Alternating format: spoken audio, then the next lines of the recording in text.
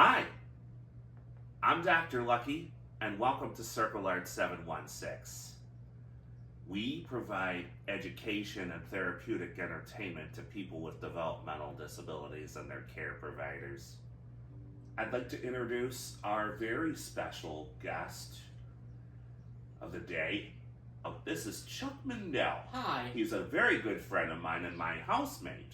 Yes. Hi, Chuck. How are you? Good. How are you? I'm doing great. That's good. So, Chuck, remember on our last show we talked about bullying? Yes, bullying. Well, there's one more form of bullying Tattling. that we did not talk about yet. Tattling. It's tattling. Now, tattling is purposely telling on someone else in an attempt to get them into trouble. I have a song that I wrote about 13 years ago. It's an Irish folk song. It's called the Anti-Tattling Song. I'd like to sing it for you. Long, long ago, there lived a boy named Charlie Mack. He grew up having no friends, 'cause he always went and told on all the children all the time. Because nobody wants to play with a tattletale. One day his mom told him that if he didn't stop tattling, he was going to have a big tattletale on his nose. One day he woke up. He told her that his nose hurt. So she took him to the doctor to see what was wrong with him.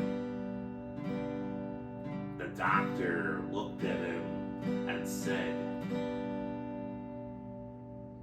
"It's a tattletale, and I refuse to treat tattletales." One day the teacher had enough of his tattling, so she painted a big sign and put it around his neck. It said, "Tattletale." Charlie grew up and went looking for a job, but nobody would hire him. One cold day he died, and now he goes and roams the earth at night looking for souls to take back with him. Tattletales, just like him. So if you tattle, be aware. When you go to sleep at night, because Charlie Mack is coming for you.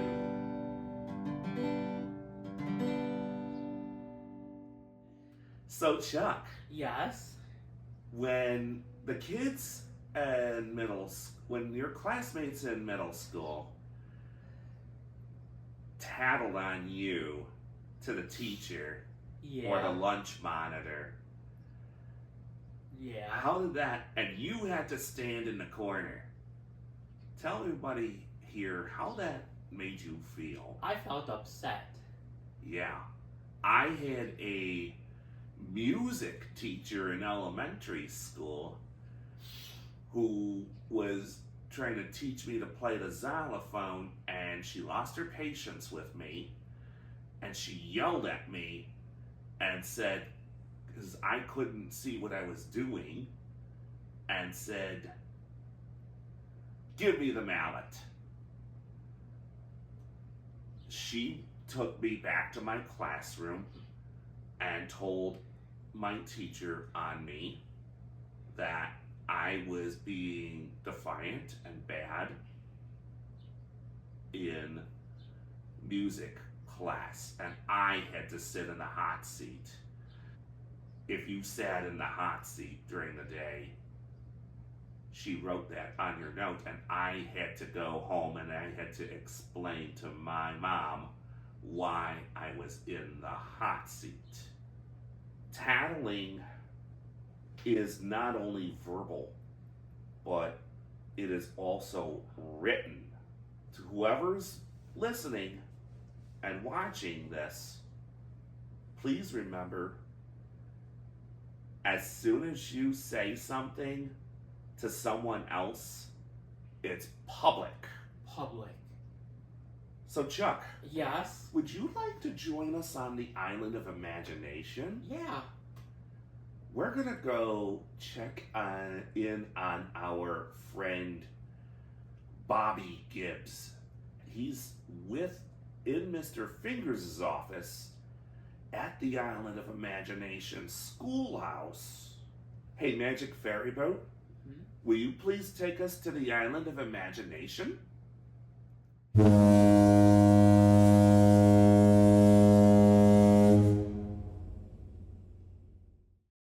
Knock, knock. I'm here. Oh, that must be Bobby Gibbs. Come in, Bobby. Hey, Mr. Fingers. Do you have a few minutes? Bobby needs to discuss something with you. Of course, take a seat wherever you please. Okay, Mr. Fingers. So, it'll take a little while for me to explain this because I tend to pause quite frequently whenever I talk about heavy things due to my autism. Indeed, that is kind of what I need to talk to you about today. See, I sometimes, when somebody asks me a tough question that I don't have a prepared answer for right away, I freeze like a deer in headlights, or like a person with stage fright. And Mr. Smith, my math teacher, asked me some mathematical questions that I could not calculate in my head with the pace he wanted me to respond to. While I was trying to figure out the math problems, I was humming out loud and looking all over the room. Because that is sometimes what I need to do in order to solve something. He called me out on it, told me that I was not paying attention, calling me disrespectful for not giving him eye contact and humming out loud. He even had me go up to the front of the classroom and explain why I was not paying attention, even though I was. And I just stood there in silence and awkwardness, did not know what to say. After class ended, I noticed the other students giving me weird looks. I honestly have never been more embarrassed in my life. Even my worst performance on stage was not nearly as embarrassing as this moment. That's why I came to you, Mr. Fingers, because I need some advice. I have Mrs. Silvers with me, the schoolhouse guidance counselor. Tell Mr. Fingers what you told me about what happened when you got home. So when I got home from the academy, my mother, Mary May, she informed me she received a phone call from Mr. Smith about my behavior in class. In my head, I was thinking, I am 26 years old and I am a touring professional musician. So why would they go out of their way to call my mother? Based on what Mr. Smith told her, she thought I was being disrespectful to the teacher. Instead of learning math, I am now experiencing a lot of embarrassment and pain. I hired Mr. Smith because I thought he'd be good with people with disabilities. He even has a son with developmental disabilities. His name is Jacob. Mr. Smith broke the protocol I have set in place for teachers to be seeking permission from me to be calling students emergency contact. This was not an emergency. Let me call him and his son in here for a meeting. Mrs. Silvers, could you please wheel Jacob Smith in? Certainly.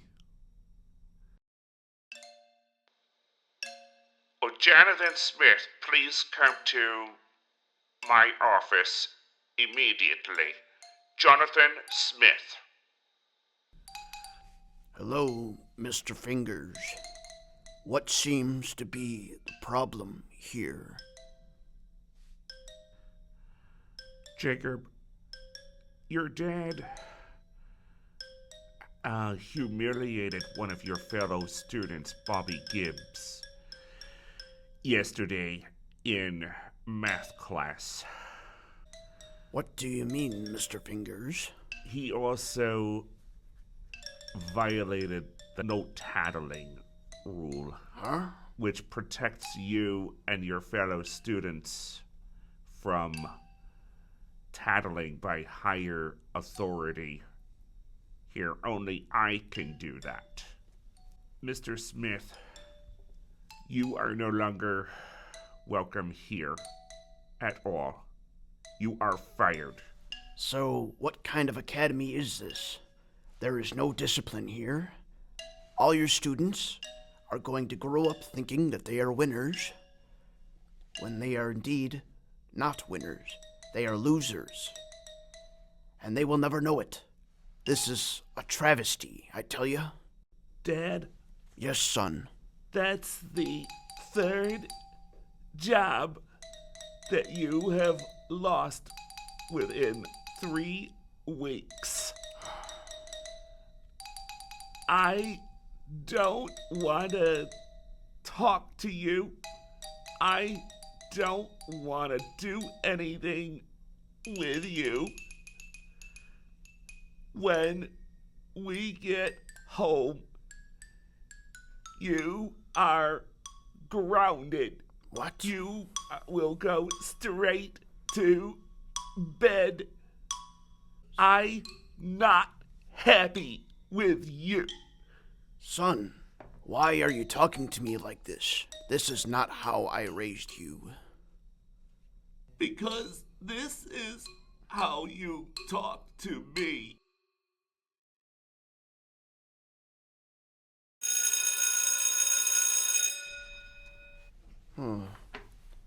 I wonder if Mr. Smith is still coming. Is still gonna be the teacher today. Let's get going. Ooh, what's that? I hear piano. Hello, Bobby.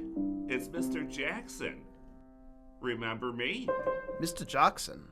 But I thought this was algebra class. And when I taught you in preschool, we worked on your music and your songwriting. Do you remember the song that we were working on together? 1, 2, 3, 4, let's dance some more. Okay. Let's work together. Good. You got it. It still needs completion, of course. Needs some lyrics. Keep the rhythm going. Okay. 1, 2, 3, 4. Let's dance some more. The ring of the bell as I come in the school. Music is so cool. It's alright. It's getting there.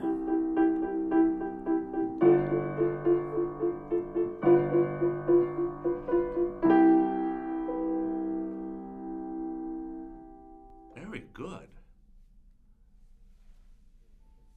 Now take a break. You've worked really hard today. I'm proud of you, Bobby. I'd like to thank our very special guest, Chuck Mandel, Thank you. for joining us today. And remember, you make my day better just by being you. I will see you next time right here on Circle Arts 716. All right.